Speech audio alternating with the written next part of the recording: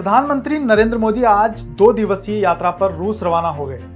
PM Modi रूसी राष्ट्रपति Vladimir Putin के निमंत्रण पर मॉस्को जा रहे हैं। दोनों नेता 22वें भारत रूस वार्षिक शिखर सम्मेलन का हिस्सा बनेंगे, जहां द्विपक्षीय हितों पर बातचीत होगी। रूस के बाद प्रधानमंत्री 10 जुलाई को ऑस्ट्रिया भी जाएंगे। फरवरी 2022 में यूक्रेन पर हमले के बाद यह पीएम मोदी की पहली रूस यात्रा है।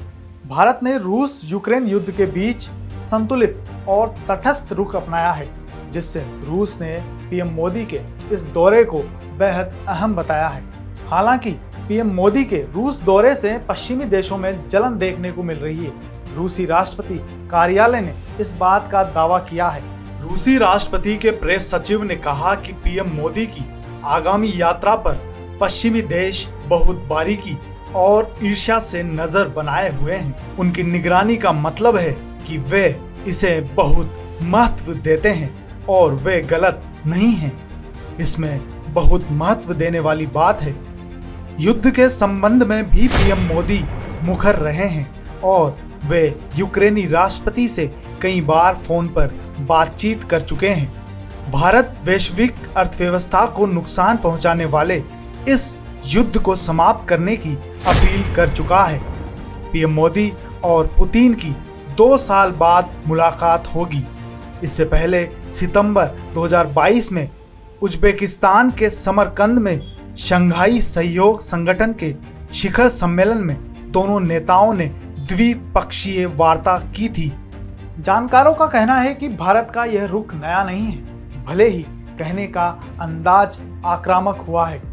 यही वजह है कि यूक्रेन संकट में भी भारत और रूस की साझेदारी पर अब तक कोई आंच नहीं आई है। 2 साल पहले जब पीएम मोदी और रूसी राष्ट्रपति व्लादिमीर पुतिन के बीच मुलाकात हुई, तब दोनों नेताओं ने कहा था रूस और भारत की दोस्ती अटूट है। भारत और रूस को हर संकट पर साथ खड़े देखा जा सकता है। भारत की तटस्थ विदेश नीति हर किसी को आकर्षित करती रही है। यह पहली बार नहीं है जब पश्चिमी देशों को भारत और रूस के बीच रिश्तों से जलन हो रही है। 1950 से 1960 के दशक से पश्चिमी देशों में भारत रूस के रिश्तों पर ईर्ष्या देखने को मिली है।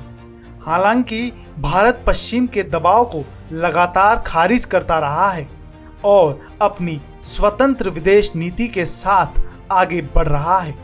जब भी अंतर्राष्ट्रीय मंच पर भारत को जरूरत पड़ी है, तो रूस एक भरोसेमंद साथी के रूप में खड़ा दिखा है। यूएन के मंच पर अपने वीटो पावर के साथ भी रूस ने भारत का साथ दिया है। यही कारण है कि इस दोस्ती पर अमेरिका समेत पश्चिमी देशों को हमेशा जलन हुई है। 1955 में निकिता क्रुश्चेव ने कश्मीर पर भारतीय संप्रभुता के लिए समर्थन की घोषणा करते हुए कहा था, हम इतने करीब हैं कि अगर आप कभी हमें पहाड़ की चोटियों से बुलाएंगे तो हम आपके पक्ष में खड़े होंगे। तब से मॉस्को कश्मीर में अंतर्राष्ट्रीय हस्तक्षेप के खिलाफ एक ढाल बना हुआ है। इस प्रकार भारत रूस संबंधों की गहराई और मजबूती को देखते हुए यह समझना मुश्किल नहीं है कि पश्चिमी देशों को क्यों जलन हो रही है। भारत की स्वतंत्र विदेश नीति और रूस के साथ उसकी मजबूत साझेदारी ने पश्चिमी देशों को चिंतित कर दिया है।